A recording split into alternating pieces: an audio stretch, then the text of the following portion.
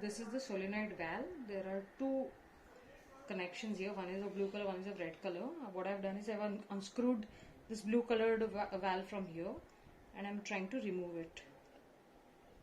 So what you can see is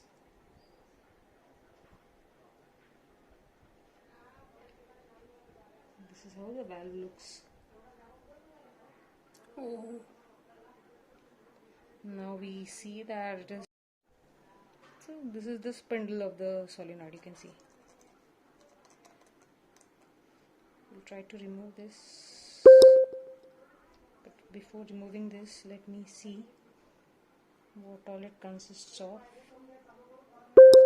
This is very clean because nothing goes inside this, you can see. We'll set this aside for a while. And this is the part which we have removed from. You can now see that this has been cleaned so well, but there are two holes over here. These also we need to clean using a small pin. There's dirt.